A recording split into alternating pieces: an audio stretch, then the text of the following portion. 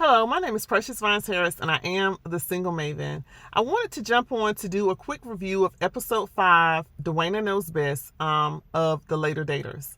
So I have been reviewing this series. I encourage you all, if you have not watched my review of episodes 1 through 4, to definitely do that. It's a very interesting dynamic. The Later Daters is a documentary reality series on Netflix. Executive produced by former First Lady Michelle Obama. And it follows the lives of about maybe 5 daters between ages 50s, 60s, and 70s.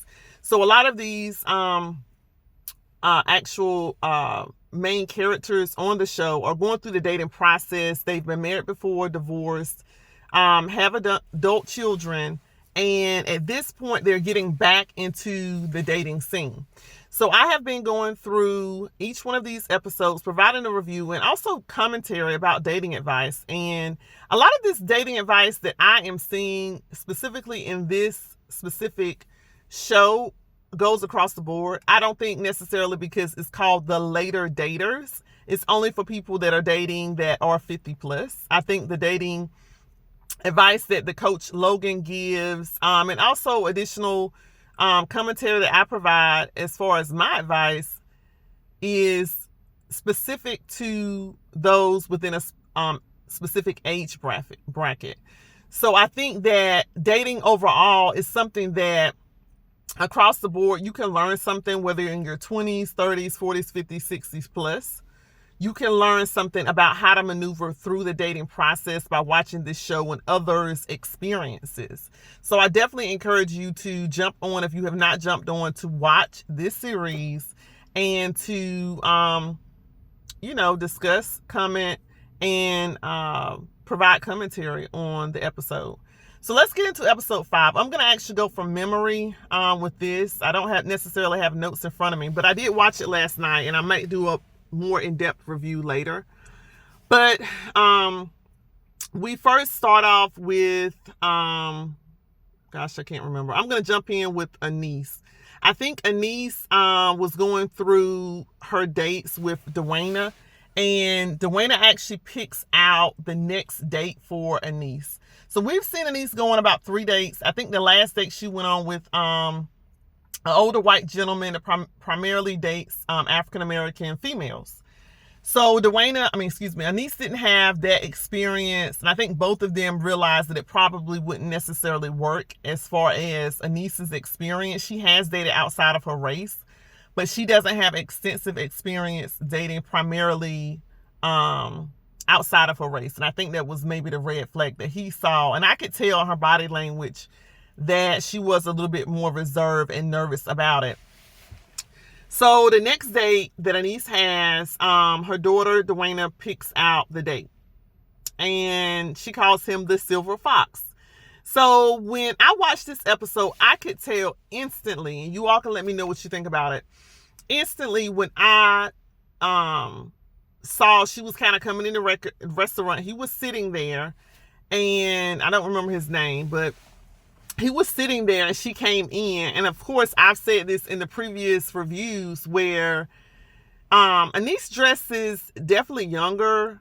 She has a great body, I think, for her age. She's like maybe 60, 62. But she dresses like a 20-year-old. So she had on a firm-fitting dress. She had on her high heel boots or whatever. And she was looking really cute.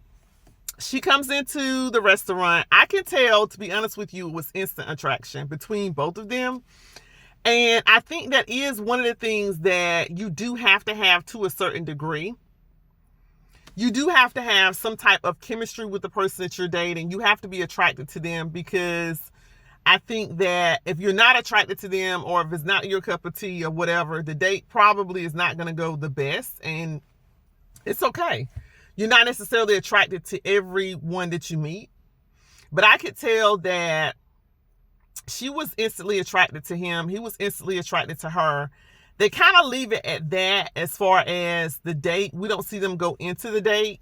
So this is probably not the first scene because I'm going from memory. But they don't go into the date, I think, into the next episode.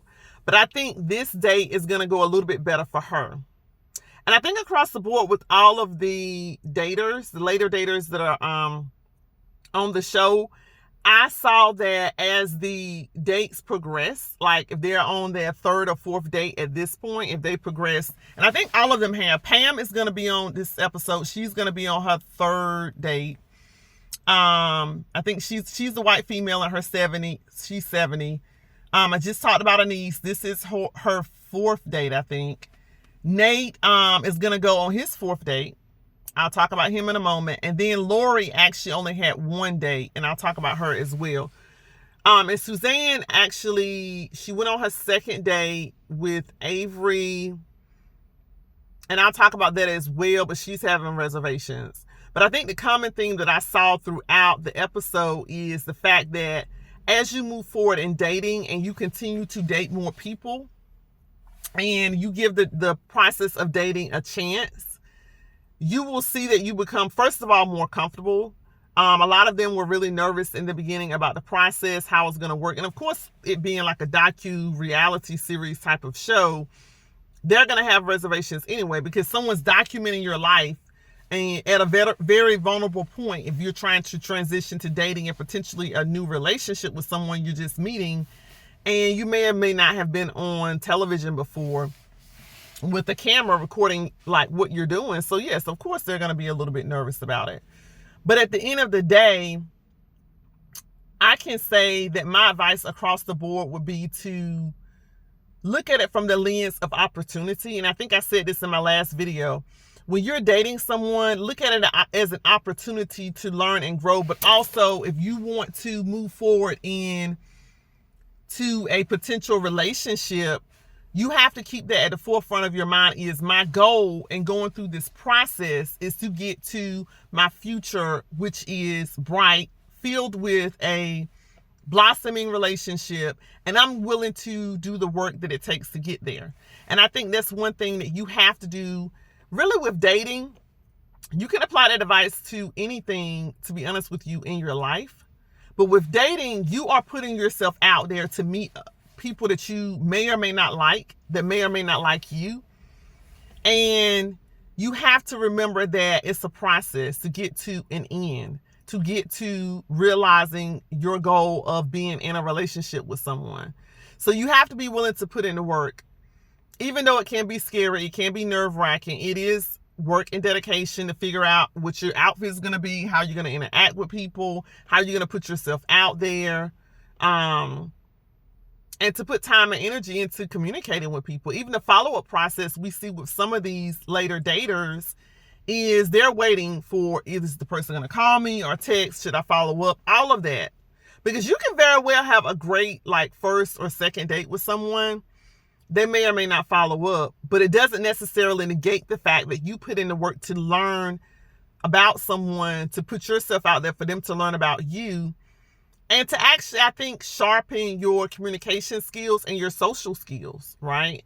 To be able to interact with different types of people and be okay with the fact whether or not it's a match or not, I think is kudos to you, because you don't necessarily have to do that. You don't necessarily have to put yourself out there, but you're willing to live your life in such a way that you're going after your goals and you're not afraid to do it, even with disappointment and potential rejection.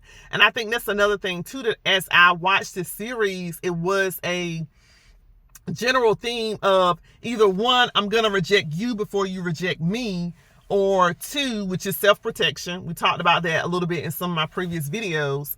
Or either two, I'm nervous about putting myself out there because I don't know if that person is going to like me. Am I going to like this date that we're going on, right? This whole experience. So you have to entertain the fact that this may or may not be a win for you, but you're willing to put in the work to see if there is blossoming future relationship with this interaction with this person, right? So having said all of that, I'm going to go to the next person. Off of the top of my head, I'm going to talk about Nate. So Nate goes on his fourth date. I cannot remember her name. But I think she's in her 50s. I think she may have been married before. She may have some children. I can't remember all the details with her. But I know she was in the military. So they met by the pool. I thought this was an interesting date because they met by the pool. Now, Nate was going through his outfits with Jackie, which is his ex, who he shares a daughter with that were never married. And he goes through all of his outfits before the date. He picks like one of those little pool hats or something. I don't know. I didn't really care for the hat. The outfit was okay. His date thought that she was a little bit overdressed, but she had on a nice dress. I thought it was cute. Both of them had the commonality of being in the military. I don't know if he disclosed the story about his disability. He kind of mentioned it somewhat because they were talking about dancing. And he was saying he doesn't necessarily dance a lot or whatever, or he used to. But then he kind of mentioned his disability and they started talking about something else. But I think the date went well overall. I think he definitely was attracted to her. I think that she's more of an extrovert. I think he's probably an introvert. But I think that she brought out some of those fun qualities in him, as far as the banter back and forth and them talking, her sharing, like, I think she went through food services, part of the military or whatever. She was kind of giving her background with that. And they were just kind of having a fun interaction talk about just various things. I think that was a more relaxed, fun type of date. They weren't in a restaurant setting. I think they maybe had some appetizers by the pool, but they were able to just relax and have fun. And I think those types of dates are great as well. I think sometimes, like, we automatically think when you're dating, you have to default to restaurant, where we're going to eat. You know what I mean? But you don't necessarily have to do that when you're dating someone or getting to know someone. Sometimes it's okay to meet places off the beaten path. It could be by the pool to have some appetizers or drinks, right? I think if you're thinking about meeting someone and it's warmer outside, going outside and interacting with nature, if they have an event outside, or going to the park, going for a walk, those type of things, I think, take people outside of their element. But it also gives you more variety when you're talking about dating and getting to know people in general. And then I think sometimes it does relax people a little bit more, because sometimes when you're in a setting like a restaurant around other people, I feel like you put up your blockers because you're going to be on your best behavior. You don't want to drop something, or you don't want to spill something out of your mouth when you're eating, those type of things. And I think that those type of dates are okay. I'm not saying there's anything wrong with them, but consider when you're dating and getting to know someone, going off the beaten path to try something different. Because you may be able to see a different side of that person, or even a different side of yourself in a different atmosphere. So their date went well overall. And the feedback, I think he said that he wanted to see her. She said she would be open to seeing him again. So we'll see how that goes as far as if there's a potential match with that one. And let's see, the next person, going off the top of my head, it was Nate. We talked about that. Pam goes on her next date. So she's the white female that's 70 that was raising her granddaughter, is about to get married. So she's putting herself out there again. She had been married twice before. So Pam goes on a date. This one is with a black gentleman, 70. I believe he owns a tour company. He does like tours or whatever around the state. They kind of talked about that. He was nice. He brought her flowers. They talked about, like his job, things he liked to do. She said she would like to work for him, which I thought that was interesting. And they kind of talked about partnering together to do some projects with, like, having like a girls' night out or something. And her kind of working with him on that idea with the tour, or like a girls' night out tour or whatever with this company that he has. So I found that refreshing. He seemed definitely open to, he didn't say anything about interracial dating at all. He said he's kind of open to all dating all types of people and getting to know people. So I felt like the date with him went well. The follow-up with her in the previous date, I think Bill, I thought they hit it off, but it seems like Bill is kind of always busy when she asked about them maybe getting together, or he's doing something else. So I don't know if it's a match there per se, or if Bill is just not interested, or he's just super busy and not willing to put in the work. I'm not sure. But I think it's commendable for Pam to continue to move forward in spite of that. And I think that's another lesson too, is when you're dating and you get to a certain point where the person may or may not be following up with you, or you can't really read them as much, it's always okay to move forward. I I think that you should definitely be able to date more than one person at the same time. Now, I say in my own history, I've done it before. It can get overwhelming sometimes because you can have more than one person calling you at the same time. But I think as women, sometimes we limit ourselves thinking, oh, this is the one, and we don't entertain other people. And until you have a commitment with anybody, date people. And I'm not saying, you have to be the fastest woman on the block, flirting with everybody that comes around, but don't pigeonhole yourself into one person. I'm going to actually pivot that to Lori, because I feel like Lori may be doing that with Felton. So remember, Lori is the person we met probably after the second. I think she came on maybe the third episode a little bit. She had been married before, but she said she had never been in love. She has 2 adult children, I think Kennedy and I forgot her son's name. But they are kind of like her cheerleaders or support system through the process. You see them, give feedback to Logan, the dating coach, as they're talking about Lori's interaction with others. So you remember I talked about last time, I think in the previous review of episode 4, how Lori said she had never been in love before. She's been on one date with someone. I think she had met him on Plenty of Fish before. They found out kind of at the end of the date they had met before. But I don't think she's had any feedback from him. But with the date with him, I felt like Lori came on strong because she was like asking a lot of questions and giving, for me, to be honest with you, a lot of alpha female energy. And I don't think it's anything wrong with alpha female energy in certain aspects. I mean, me, myself, I do have some alpha female energy, right? My husband would tell you sometimes, like, Precious want to be in control and tell people what to do, yada, yada, yada. I get that. I think the older you are without being married, and if you do have a strong personality with leadership skills, that's going to be a natural characteristic. But one thing I talked about before is you do have to learn how to tone it down, right? And this is something the dating coach Logan says as well, is you have to soften yourself through the dating process, especially if you're a female, because men are attracted to feminine women. And I'm not saying this is all default, like you have to be super girly in order to get a man. No, that's not what I'm saying. What I'm saying is this. In the beginning, naturally, it's where men are the hunter, women are the prey, right? And I'm putting air quotes so people won't think I'm being sexist with these remarks of how I say this. But men are actually being the pursuer, right? If you want to be politically correct with it, they're in pursuit of a female. And being in pursuit of a female means that if you want to be in a relationship or date to see if you're going to get to a relationship stage, you have to be willing to be caught. In order to be caught, you have to relinquish your control of trying to get away or take control of the process of being caught, right? So that means that you have to soften your approach, okay? You have to tap into your feminine energy, and that looks different for different people.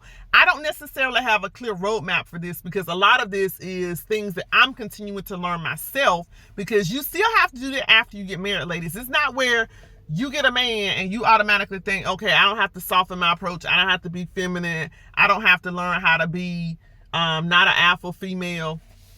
At the end of the day, you still have to do that.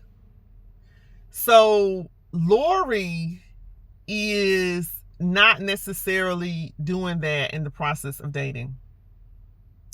The first date did not go well because Lori was more of an alpha female. She was taking charge, asking a lot of questions. She didn't allow him the opportunity to ask questions. And she kind of pushed a lot, as far as like, I wouldn't say against him, but it wasn't matching him to the way that she fell into the line of letting him lead and her wanting to follow where she thought that they were taking her. But she can always detour, right? This is the thing, like, because you actually soften your approach and be feminine in the process of dating and letting the man lead the process does not mean that you don't have any say-so. You can give feedback along the way to let him know that you like how this is moving forward, or you're interested in learning more about him. But do it in such a way that you're tapping into your feminine energy and it's natural. but you don't have to be overly assertive. I think this is the thing with Lori is be honest with you, her overly assertiveness is borderline over aggressive, if that makes sense. There's nothing wrong with asserting yourself in the dating process, but don't let it be aggression. And that is a communication skill that goes across the board, ladies, regardless of the fact of we're talking about dating, we're talking about marriage, we're talking about you in the workplace, in your relationships, across the board. You have to learn the fine line between when it's time to assert yourself and when it's time to show aggression. I don't think she's learned that. We see Logan with Lori and the two kids at the dinner table. And we put Lori on a timeout. She puts, the son puts the time on and says, Lori can't say anything. Logan is going to talk to the kids in front of Lori about Lori, and she can't say nothing. Lori did not win that challenge because she still interjected a couple of times, and it was only 5 minutes on that timer. But pretty much the kids' feedback about Lori in the dating process is that she's aggressive. She's somewhat aggressive. She doesn't allow them room, the opportunity for the other person to show their personality. And it's kind of where, I'm trying to think of an analogy that Logan gave, because she said that, I don't know, she said that you have to make it like a home or something. She said, like the dating process, like a home or something, but Lori makes the dating process like they're at the airport. So it's a lot of stuff going on at one time. And I see that. I have to go back and look at it just to remember what the analogy was. You all let me know in the comments if you remember. But at the end of the day, the takeaway from this was the fact that even in the 5-minute time out, while they were having a conversation about Lori in front of Lori, Lori could not even keep her mouth closed. She wanted to interject. And I feel like, I don't know if this is her, that she's done it so much and she does it with her part-time or evening job when she goes to those events and she does like commentary and interview people. You have to learn when to cut off your day job or your part of your personality that's in like work mode or overly assertive mode in order to receive what people are saying to you. Ladies, if you're going to hire a coach or you just get your bestie that's married and knows what she's talking about to coach you through this whole dating process, listen to people that have your best interests at heart. Okay? I will repeat that. Listen to people and take their advice that have your best interests at heart. Because if you do not do that, you're going to get more of what you've gotten before. Okay? Lori talks about Felton, which is a gentleman that she's interested in. We've seen him kind of pop up before. Long story short, she shares a short text message that Felton and her were going back, like, just short interaction, which seems like Felton is interested. We see later when Lori FaceTimes Felton, she's saying she's having a birthday coming up. She's having a party. Does he want to come? He says, and before he can finish, Lori pushes further and asks some more questions. He's like, and then she asks something else, and then he say, and I got from that, number one, I don't know if Felton is interested in you as you think he's interested in you. Because she says they're in the friend zone. The text showed he may or may not be interested. But ladies, text messages can be deceiving because you don't know the nonverbals. The person may just be saying certain things, but you're not seeing them in real time, right? You have to see people in real time to learn about them, to learn the nuances. But if this man is not really giving you feedback when you're inviting him to a birthday bash and talking about this and that you all potentially could do together, listen, observe the person you're interested in, observe the person you're dating. If you're not leaving room for them to talk, number one, because I felt like she was pumping questions before he could even respond. But then number two, in the window, short 1 to 2 second window, he's saying and not yes. To me, that's a red flag. So don't push yourself. And Lori said that she's not going to be the aggressor to chase a man, but I feel like that's what she's doing with Felton. I don't think she's taking her own advice. If you feel like he's in the friend zone, if you feel like that, or believe you shouldn't chase someone, let him be the pursuer, wholeheartedly do that. Don't bombard with questions and asking and trying to get the person to do that.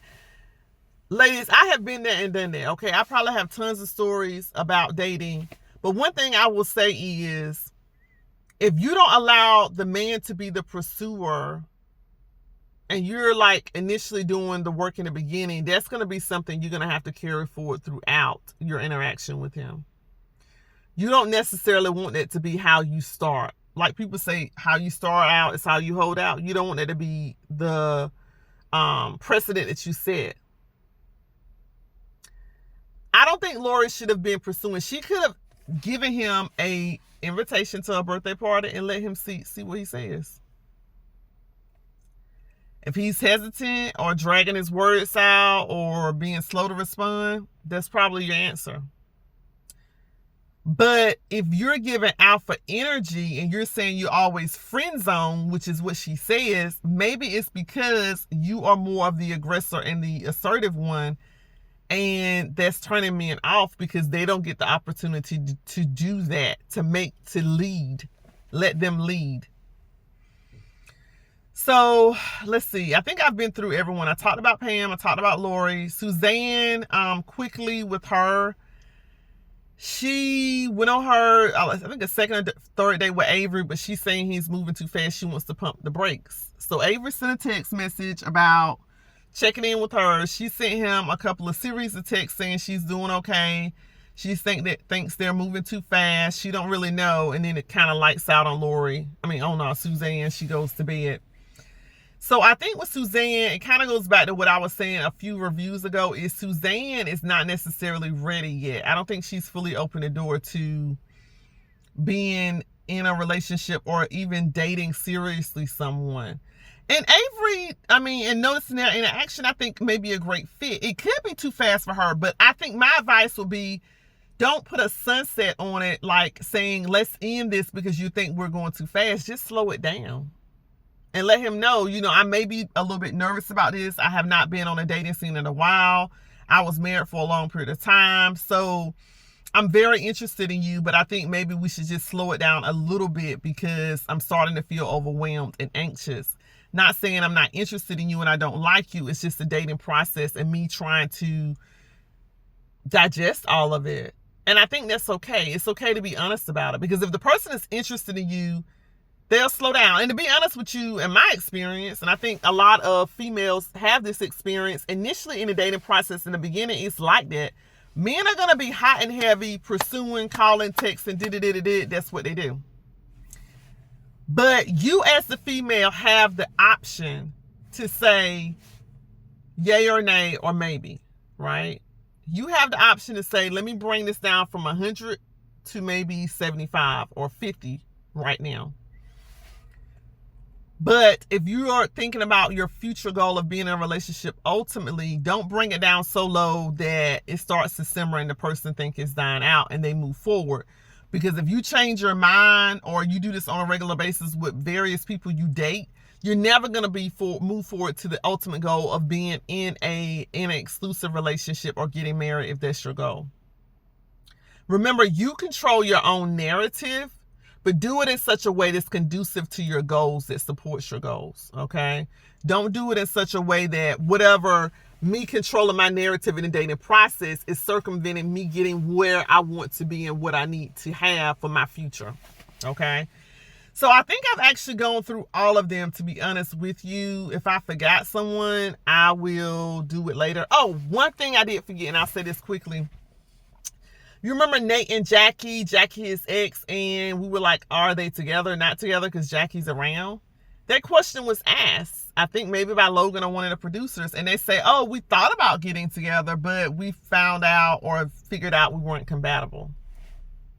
So there's the answer to that, right?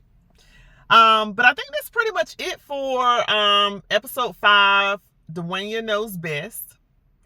So I do thank you for allowing me to ramble on about reviewing this episode. I encourage you, if you have not started watching, to watch and get caught up on my reviews of episodes 1 through 4. And join me in the next video for my review of episode 6. If you have not done so, make sure to like, comment, and subscribe to my channel. I thank you so much for joining me for this review. Until next time.